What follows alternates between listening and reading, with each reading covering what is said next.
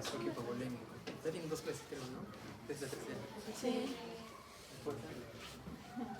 ¿Tienes?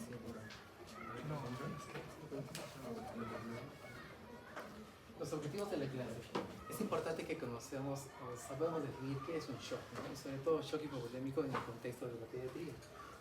Establecer los mecanismos fisiopatológicos involucrados en el shock hipovolémico. Es importante tener algunos conceptos relacionados a la génesis del shock y los eventos fisiológicos que lo están determinando. Reconocer las manifestaciones clínicas del shock hipovolémico en pediatría. El niño tiene algunas peculiaridades anatómicas, funcionales, fisiológicas, por ende es importante que sepamos reconocerlas, y sobre todo en este contexto del shock. Conocer el manejo del shock hipovolémico en pediatría. La palabra shock impresiona, ¿no? Da la sensación de peligro, de riesgo, de muerte, ¿no? Y casi siempre el shock lo relacionamos con estos ambientes, ¿no? Que de repente los han visto en el hospital, en la clínica, en sus rotaciones. Pero no siempre el shock está pues en estos lados, probablemente esté más cerca de lo que pensemos o de repente en nuestra práctica cotidiana, ¿no? Esta es una definición general sobre lo que es shock, ¿no? Es un estado de disfunción circulatoria aguda con alteraciones en la macro y microcirculación, sobre todo esto último. Hay eventos a nivel tisular, a nivel celular, que determinan toda la génesis de un shock, ¿no? Que resulta en una falla en proporcionar suficiente oxígeno y otros nutrientes para cumplir demandas metabólicas de los tejidos, resultando en hipoxia tisular. Si podríamos resumir qué es el shock hipovolémico, es hipoxia. El shock hipovolémico es el shock más frecuente en pediatría. A diferencia de otros grupos etarios, el shock hipovolémico es el que más se presenta en la pediátrica. Hace más de 150 años se describió que el shock hipovolémico era la causa más frecuente de muerte en la población pediátrica, ¿no? Siendo una manifestación de diferentes enfermedades, como la deshidratación. Aún en nuestro medio y en el mundo, la diarrea es una causa importante de deshidratación. Secundaria a vómitos y diarreas. Ahora, el shock hemorrágico también tiene un rol importante en pediatría como consecuencia de traumas y accidentes. El reconocimiento temprano y rápido y el tratamiento van a evitar cambios irreparables en órganos vitales. La diarrea aún presenta o representa entre el 20 y 30% de causas en el mundo. En Estados Unidos se dice que el 10% de los ingresos de pacientes menores de 5 años se deben a shock hipovolémico. Finalmente, el shock hemorrágico también tiene un rol, cuya etiología es muy similar a la del shock hipovolémico, ¿no? Van a encontrar muchas definiciones sobre lo que es shock hipovolémico en guías pediátricas, en guías de terapia intensiva, y creo que los tres resumen lo mismo, hipoxia, ¿no? El shock hipovolémico es un estado que amenaza la vida caracterizado por una falla circulatoria aguda generalizada, asociada a una moderada utilización de oxígeno por las células, dando como resultado una disocia tisular asociada a un aumento de ansiedad. Otra definición que van a encontrar en Brusa, que es un tratado de pediatría: fracaso agudo y generalizado del sistema circulatorio, que hace que el suministro de sangre sea insuficiente para proporcionar suficiente oxígeno y la nutrición normal a la célula. ¿Cuál es la causa del shock hipovolémico? ¿Qué genera el shock hipovolémico en pediatría? Estas son varias de las causas que probablemente van a conocer. Diarrea. Hemos dicho que la diarrea aún sigue siendo una causa importante de deshidratación y muerte en el mundo. Creo que todos cotidianamente en las prácticas la pueden ver. Los vómitos. Los vómitos son una causa muy frecuente de consulta pediátrica. Acuérdense que al inicio los vómitos son muy específicos en pediatría. Quizá yo diría que la mitad de consulta en emergencia es vómitos, ¿no? Vómitos y fiebre. Pero al inicio el vómito, al igual que la fiebre en pediatría, es muy inespecífico. Entonces puede ser el preludio de una diarrea, el vómito, puede ser el preludio de un foco infeccioso, de un cuadro respiratorio, en fin. Entonces estos dos elementos se constituyen como causas básicas en el entorno o en el contexto gastrointestinal. Pérdidas urinarias, cetoacidosis diabética. No sé si han podido ver chicos con deshidratación por cetoacidosis diabética en edad pediátrica. Ahora se ve más antes, se ve mucho más que antes. Son niños que llegan con una respiración bastante característica, esa de Kussmaul, ¿no? Niños agitados, niños con gran distrés, niños que de acuerdo a su compromiso pueden tener un compromiso también del sensorio. Entonces puede ser el debut de una diabetes, ¿no? Diabetes insípida, insuficiencia suprarrenal, uso de diuréticos. Quizás un uso indeterminado o inadecuado de diuréticos, una prescripción inadecuada también puede generar que los niños vengan en compromiso hemodinámico a causa de los diuréticos. Disminución de ingesta, estomatitis, faringitis. Yo hace poco les decía que el vómito es muy inespecífico. Tendría que ser un cuadro bastante aparatoso y agudo para que una faringitis o estomatitis produzca este tipo de problemas, ¿no? Pero han visto dichas, por ejemplo, que tienen niños con bastantes lesiones en la boquita, que no comen nada, y literalmente pueden deshidratarse. Si esa deshidratación fuera muy marcada, puede tener incluso un shock. Anorexia, incapacidad de hidratación. Ya estamos viendo otro tipo de patologías, sobre todo en la edad de los adolescentes, trastornos en la alimentación o incapacidad de hidratación por algunas circunstancias, niños con compromiso del sensorio, niños que de alguna manera no pueden tener un aporte hídrico adecuado, pueden determinar un shock hipovolémico. Finalmente, cuando hay alteración de los líquidos a nivel de la economía, ¿no? Obstrucción intestinal, aquellos niños que vienen con gran distensión abdominal, que tienen vómitos permanentes y constantes, el medio interno puede estar alterado. Y si se agrava mucho esto, termina un shock hipovolémico. Peritonitis como complicación de cuadros de origen quirúrgico, la causa más frecuente en niños es aún la apendicitis. En el hospital de repente han visto niños con peritonitis que son consecuencia o complicación de estos cuadros que de manera aguda no son manejados. Pancreatitis aguda también es una patología que es muy frecuente, pero se presenta en niños y sobre todo en adolescentes. Quemaduras. Las quemaduras es un repite especial. Un niño quemado, de acuerdo a la cuantía y a la extensión de estas, puede deshidratarse, ¿no? Tengan en cuenta que es gran cantidad de superficie por la cual pierden líquidos y también puede terminar en shock hipovolémico. Ascitis o síndrome nefrótico. Y causas de hemorragia. Yo decía que el shock hipovolémico puede ser por estas patologías que hemos mencionado o por consecuencia de un trauma, por ejemplo, ¿no? Ruptura de víscera sólida intraabdominal, injuria vascular, hemorragia intratorácica, fractura de fémur, pelvis, que son estructuras óseas importantes, o hemorragia intracraniana. Casi siempre eso lo van a presentar los niños que son consecuencia de politraumatizados, de accidentes de tránsito.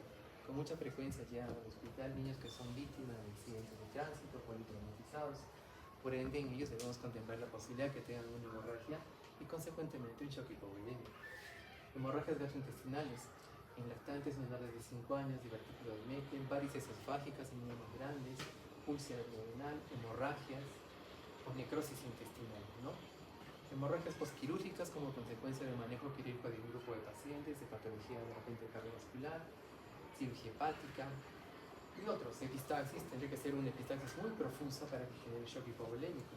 Alguna vez de repente han visto llevar chicos a la emergencia con gran pérdida de volumen, que es un sangrado que no cesa y no cesa, puede generar incluso un shock hipovolémico, ¿no? Hemorragia pulmonar y patología oncológica. Ahora, los tipos de shock pueden clasificarse de acuerdo a los agentes o mecanismos fisiopatológicos, ¿no?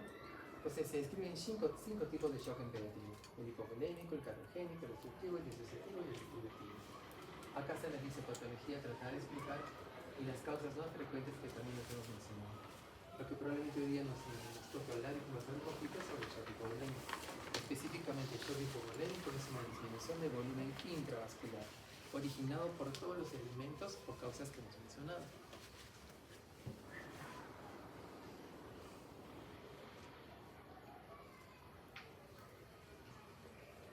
La clasificación del shock hipovolémico, ¿no? Esta es otra clasificación dentro del shock hipovolémico, ¿no? Por pérdida de fluidos y electrolitos hemos dicho vómitos, diarrea, diuréticos, en endocrinología, diabetes, insuficiencia renal, pérdida de plasma, en quemaduras, como cuadros de sepsis, de anafilaxia, síndromes perdedores de proteínas, alteraciones renales específicamente, o pérdida completa de sangre, absoluta cuando es hemorragia, un traumatismo, un golpe, y relativa como efectos de sepsis, daños intestinales o un uso farmacológico inadecuado, sobre todo anticoagulantes. Algo de fisiología, ¿se acuerdan lo que hablábamos de fisiología que nos hablaban, ¿no?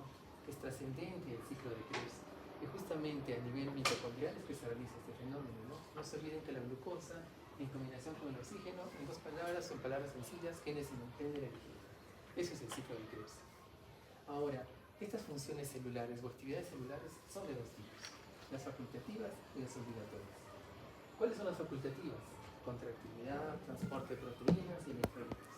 ¿Y qué pasa si estas funciones de la célula a nivel facultativo se alteran o se suspenden? Hay una disfunción orgánica. Y el otro tipo de funciones que son mucho más trascendentes, pero no menos importantes, pues son las obligatorias: transporte de membrana, crecimiento, reparación de células y tejidos. ¿Y qué pasa si estas funciones obligatorias se alteran? Va a haber alteraciones irreversibles a nivel tisular y sobre todo a nivel celular. La entrega de oxígeno depende del contenido arterial de oxígeno y del gasto cardíaco. El contenido arterial de oxígeno depende de la concentración de hemoglobina y la saturación de hemoglobina. El gasto cardíaco, acordémonos, es el resultado de la frecuencia cardíaca por el volumen inyectivo ventricular. Y el volumen inyectivo depende de muchos factores: precarga, enotropismo, postcarga. ¿Y esto qué tiene que ver? Son conceptos que de repente nos hablaban en fisiología, ¿no?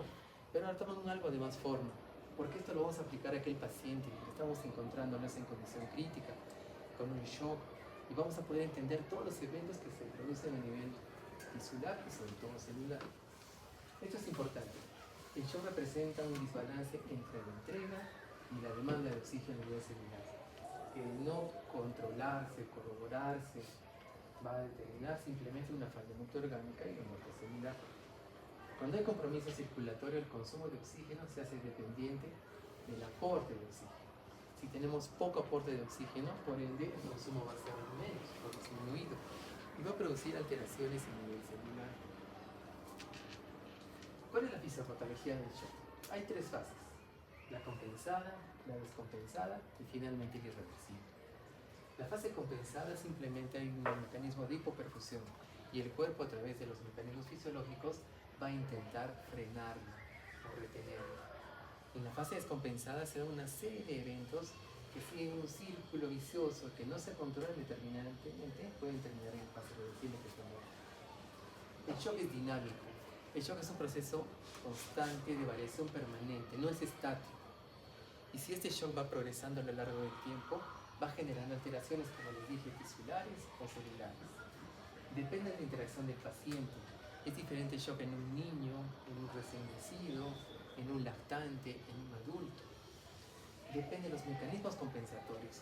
Es diferente hablar de un shock en un niño, por ejemplo, que tiene compromiso nutricional severo. Es importante destacar que el estado nutricional también cobra un rol trascendente en la fase de compensación del shock. La enfermedad, el tipo de enfermedad que es, el tiempo de esta y la terapia que puede recibir o no, y sobre todo la edad. Grábense eso: el shock no es estático, es dinámico.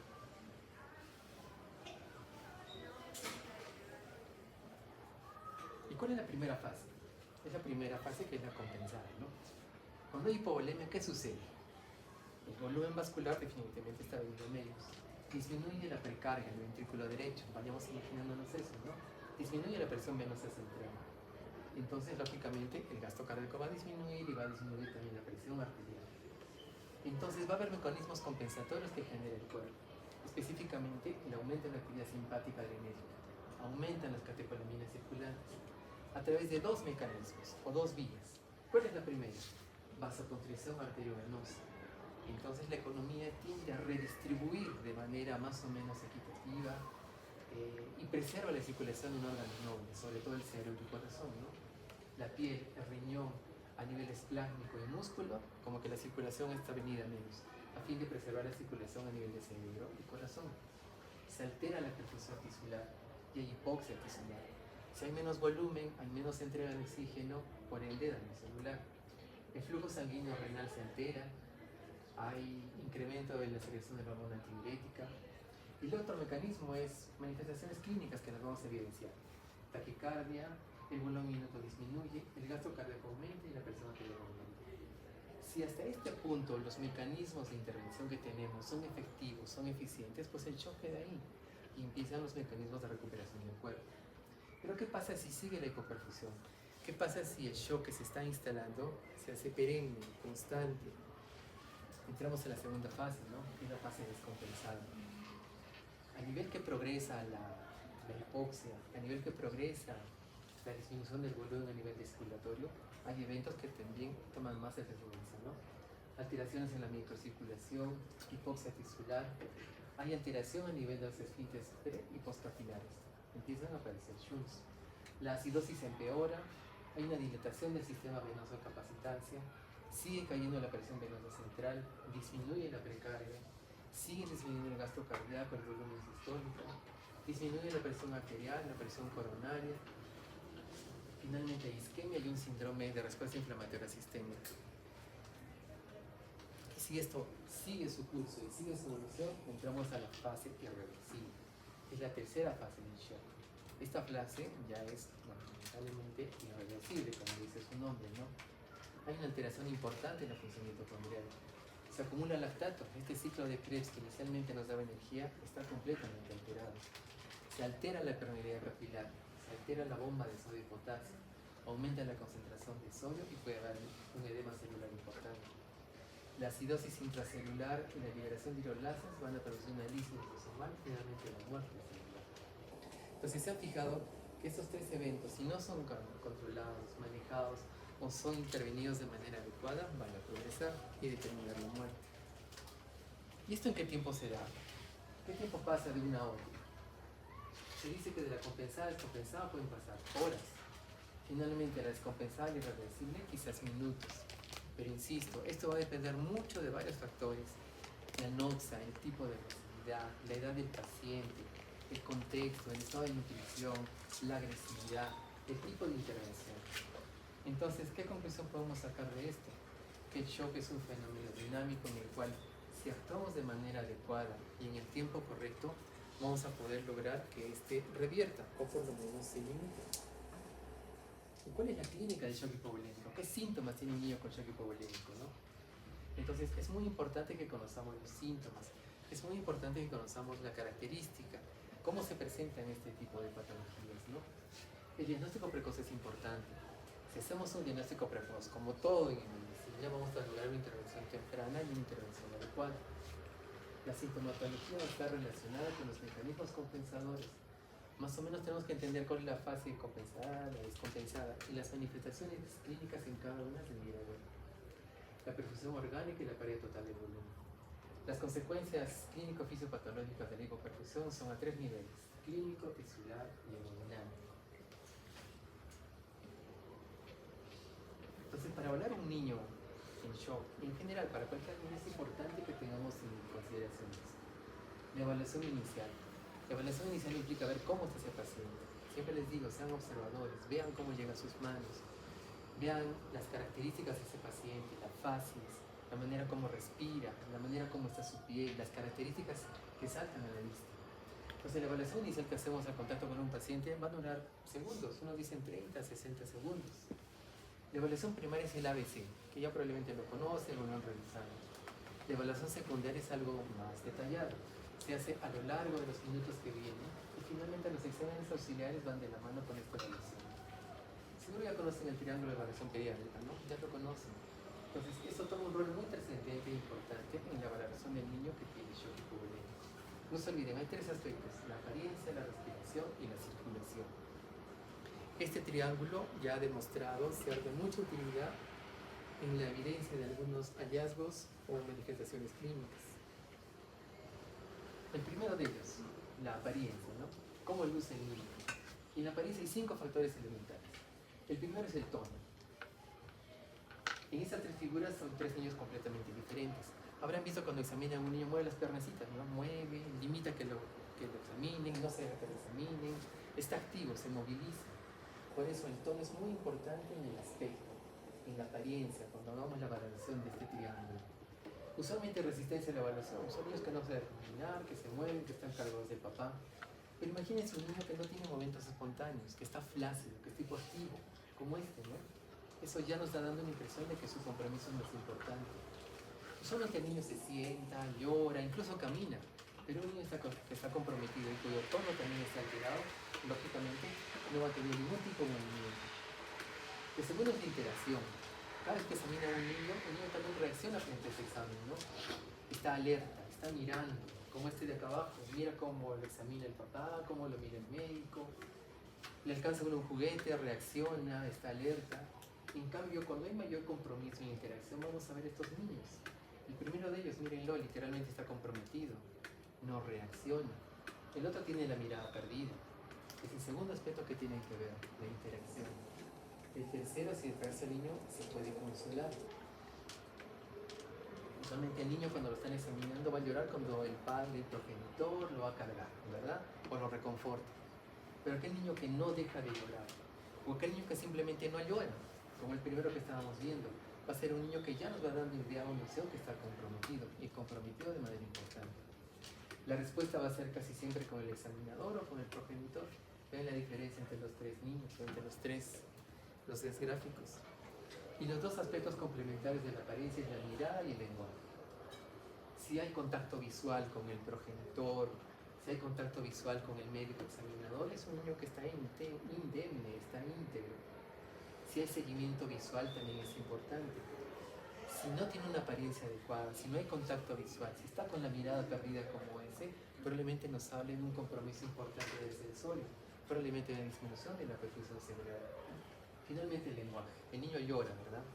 Entonces el niño que llora, que está activo, que tiene un llanto enérgico, es un niño que nos puede dar algún tipo de tranquilidad. Aquel niño que no llora, que no tiene capacidad de hacerlo, o que no tiene un llanto enérgico, entonces también debe preocuparnos. El lenguaje coherente se refiere a niños más grandes que tienen la capacidad de comunicarse, de hablar. El segundo aspecto es la respiración, ¿no? Los sonidos anormales, el ronquido, el estridor, quejidos, sibilancias, disfonía, esto probablemente no lo pueden escuchar en sus prácticas. El estridor es ese sonido que el niño emite cuando inspira, ¿no? Es característico del CRUF, ¿no? De la laringotraqueitis, perdón. Entonces el estridor es un sonido peculiar que el niño emite cuando inspira. Y es porque la vía aérea alta está edematizada y está disminuida. Si nuestra laringe se edematiza, no va a pasar literalmente nada. En cambio el estridor sí lo presenta un niño porque la vía aérea se disminuye. Esa es la traducción de un estridor. El quejido. El niño cuando expira emita literalmente como una especie de quejoncitos. Entonces el niño hace como un autopep. La presencia de un quejido es sinónimo de una dificultad respiratoria importante. Sibilancias probablemente las han escuchado en sus pacientes con asma, o incluso sibilancias audibles en niños que tienen gran compromiso broncoespasmo. La disfonía, niños que no tienen literalmente voz. Hay posiciones anormales, también les van a ir indicando que estos niños tienen gran necesidad de oxígeno. La posición del falteo, el niño se pone en esa posición como tratando de permeabilizar su vía aérea. Tendencia a sentarse, como la posición de trípode, los chiquitos les falta el aire, entonces toman una posición como buscando esto. Retracciones, aleteo nasal, eso lo han visto en sus prácticas, son fotos, eso hay que evidenciarlo de manera dinámica. Hay tirajes subcostales, intercostales, supraclaviculares. Finalmente, el tercer aspecto es la circulación, que es muy importante, ¿no? Hay que valorar tres aspectos en la piel: palidez, cianosis y la presencia de piel moteada o piel reticulada. La palidez es una apreciación muy subjetiva, pero va a ser llamativo de repente encontrarse con esta piel o un niño que está rosadito o está activo. La cianosis todos lo conocemos, ¿no? Puede ser perioral, generalizada, en uñas, en boquita o incluso todo el rostro. Finalmente la piel moteada, no sé si la han podido ver, la piel reticulada. ¿Sí la han visto alguna vez? No sé si se fijan, es como un mapita. Esto lo van a ver los recién nacidos, cuando lo desabrigan, cuando tienen frío. Se hace una especie de piel reticulada o moteada. Puede ser normal en el recién nacido cuando lo desabrigan. Pero si encuentra un niño con piel reticulada, como un mapa, no sé si se ve bien en la foto, es signo de hipoperfusión. Ese llene capilar va a estar probablemente venido a menos. Y eso debe llamarnos la atención. Entonces, en el contexto de la evaluación de niño con choque hipovolémico, el triángulo de evaluación pediátrica es muy importante. Ténganlo en cuenta, es el primer contacto que tienen con su paciente. Tienen entre 30 y 60 segundos para hacer una valoración general en base a estos parámetros, ¿no? Evaluar, identificar, intervenir. No se olviden que los ojos no ven lo que la cabeza no piensa. Entonces, si no estoy pensando en alguna patología, pues no me la voy a imaginar. Si viene un niño con antecedente de diarrea de una semana, que la mamá me dice, tiene 3 años, que tuvo una diarrea con moco, con sangre, y lo trae a la emergencia, porque está irritable, está llorón, está orinando poco. ¿Qué se les ocurre de repente? ¿Qué puede ser? Que está hinchadito encima. Quizás, ¿no? Urémico político, ¿no? Entonces, lo que decía es que siempre tenemos que tener en cuenta algunos conceptos básicos para poder considerar alguna patología. Evalúo, identifico, intervengo, actúo rápido. El diagnóstico de shock requiere alta sospecha clínica. No hay un examen que te diga shock positivo o shock negativo. El shock es una apreciación, es el contacto que tienen ustedes con su paciente. La definición de shock no depende de la presión arterial. Entonces no va a pretender que un niño esté en shock yéndole a tomar la presión. Entonces el triángulo, pienso que es de mucha utilidad para evaluar un niño con shock. Si ninguno de estos tres elementos del triángulo está alterado, pues el niño es estable. Si solo la apariencia está alterada, probablemente es sinónimo de una alteración metabólica o una alteración del sistema nervioso central. Se me ocurre una hipoglicemia, una neuroinfección. Si la respiración está afectada, solo el triangulito verde, estamos frente a un cuadro de dificultad respiratoria, lógicamente. Pero si está alterada la respiración y la apariencia, hay un grado de insuficiencia respiratoria. Este grado de necesidad de oxígeno ha aumentado, ha progresado. Si solo se altera la circulación, es un shock compensado. Acuérdense las diapositivas anteriores, ¿no? Solo la circulación, a través de esa piel reticulada, esa piel moteada, que lo dice. Si está la circulación y la apariencia juntos o alterados, ese es un shock descompensado. Finalmente, si están los tres elementos alterados, estamos frente a un niño en condición crítica, en condición grave. Probablemente el paro cardiorrespiratorio esté muy cercano. Entonces las manifestaciones del shock hipovolémico se pueden dar a nivel clínico, tisular y hemodinámico. Inicialmente el niño puede estar ansioso, respiración diferente, rápida. Si esto progresa, va a seguir el estupor o el coma. Inicialmente taquicardia, hay un pulso débil. Inicialmente la presión arterial está normal, no se olviden eso. A medida que la perfusión progresa, el pulso se va haciendo más débil. Probablemente empieza a hipotensarse. Hay diaforesis, palidez, piel reticulada y viene capilar lento. ¿Y cuál es la traducción de todo esto? Lo que mencionábamos, a nivel tisular hay acidosis, la hipoperfusión progresa y aumenta el ácido láctico. Aumenta el consumo de oxígeno, se altera la relación ventilación-perfusión, hay hipoxemia, hipercapnia, hiponatremia y hipercalemia. Puede haber también alteraciones a nivel de la presión bacteriana a nivel intestinal. ¿Y esto cómo lo planteo? Con gran parte de la clínica, ¿no? Finalmente, a nivel hemodinámico, todo lo que hemos dicho al inicio. Hay hipoperfusión, esa célula no le llega oxígeno, empieza a hacer acidosis, finalmente hace lisis y muere.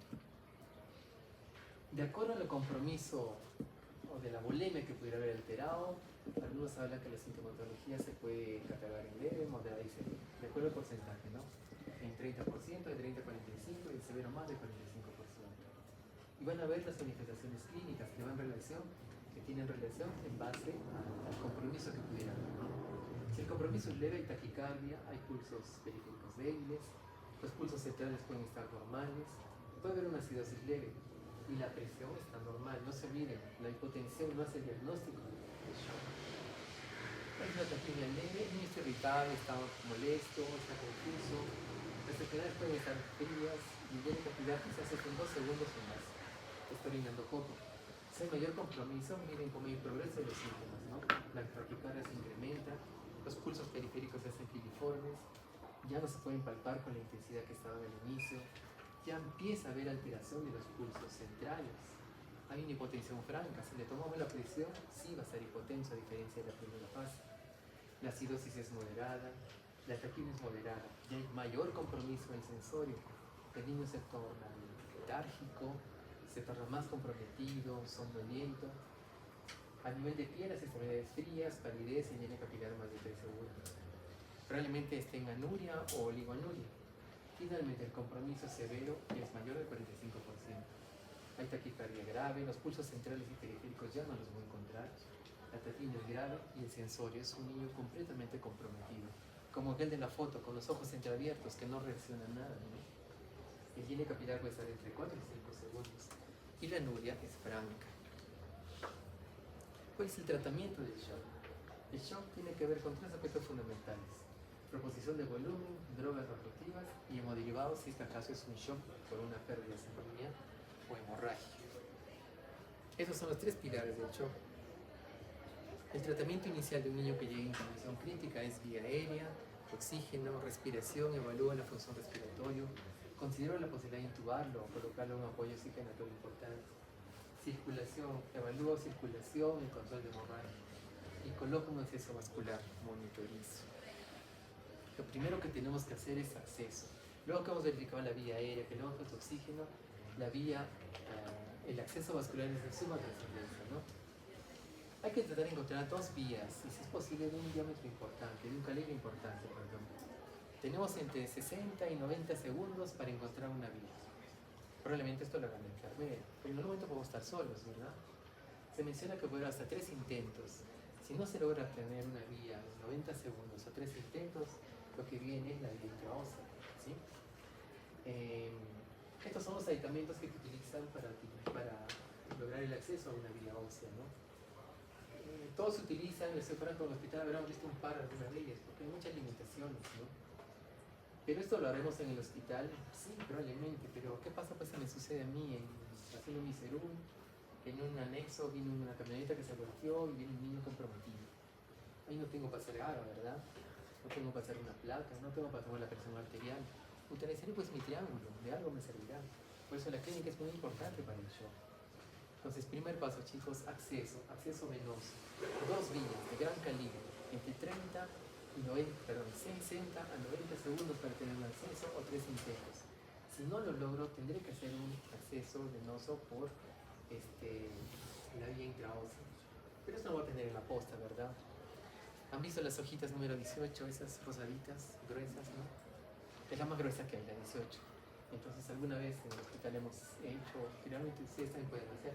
Si ven que hay un paciente comprometido, con comprensión sensorio, endodinamicamente alterado, y le puesta enfermera en la foto en el centro de salud, no puede lograr un acceso, hay que colocar una vía ósea, ¿no? Y lo que más tenemos a la mano es esas agujas número 18, que son las grandes. En esta superficie, bueno, no es motivo de la ponencia, a nivel tibial hay una especie de superficie plana. Con la aguja número 18 le introducen fuerte, así como quien clava el hueso de un pollo, ¿sí? Van a sentir una resistencia y luego se introducen. Tengan a la mano su jeringa, porque fácilmente se les va a tocar esa jeringuita. Se introducen la aguja, tienen su jeringa ahí lista con cloruro para mineralizar. Y ahí podemos pasar volumen, ahí podemos empezar la rehidratación del niño. Los accesos son varios, ¿no? A nivel de la tibia proximal, de la tibia distal, a nivel del fémur, a nivel distal del fémur, y también la cresta iliaca. Casi siempre utilizamos la tibia, ¿no? La tibia proximal. Algunos también utilizan esta, a nivel del fémur. Yo nunca lo he visto, sinceramente, hay que perforar músculo y llegar a la estructura ósea, ¿no? Y en niños es fácil de hacerlo. Ese niño tiene un acceso venoso, un acceso intraóseo, ¿no? Y lo que les decía, la primera foto yo les ponía esa UCI que está bonita, que está simpática en el trauma shock, pero eso me puede pasar a mí en mi cerebro. Sabré qué hacer. Tendré que tener un acceso venoso rápido. Y si no logro, tomar la consideración de tener un acceso intraóseo. El retraso para establecer un acceso vascular puede ser mortal. Consideren la utilización de la vía intraósea. Y también es importante el manejo prehospitalario, el control de la hemorragia evidente, el traslado urgente y un acceso. Si hay un niño que llega a nuestras manos con compromiso hemodinámico, con compromiso del sensorio, hay que estabilizarlo, hay que colocarle una vía y hay que referirlo en las mejores condiciones. Reposición de volumen. Entonces dijimos primero el acceso venoso, ahora reposición de volumen. Van a escuchar siempre cristaloides o coloides, vayan los dos. ¿Cuál utilizamos? Cristaloides es el lactato rígero, la solución Harman o la solución salina o el plasmalite, que no se utiliza mucho, pero también se debe utilizar en este tipo de patologías. La solución fisiológica es el líquido intravenoso más usado en el mundo. Es una solución no balanceada, acuérdense de eso. Algunos mencionan que la utilización del suero fisiológico puede producir una acidosis hiperclorémica por aumento de marcadores inflamatorios. Esta hiperclorémica eventualmente altera la función renal y altera el flujo sanguíneo renal. Aumenta la concentración de cloro, esto determina una vasoconstricción en la arteriola deferente, reduce el flujo sanguíneo renal y disminuye la tasa de filtración glomerular. El otro es el lactato, ¿no? Que son soluciones balanceadas, acuérdense de eso. El suero fisiológico es no balanceada y el lactato es una solución balanceada. ¿Y qué es balanceada? Que contiene una cantidad muy similar de electrolitos similares al plasma, que tienen menos contenido de cloro que el cloruro de sodio o la solución fisiológica. El único limitante quizá que tenemos con lactato es que contiene calcio.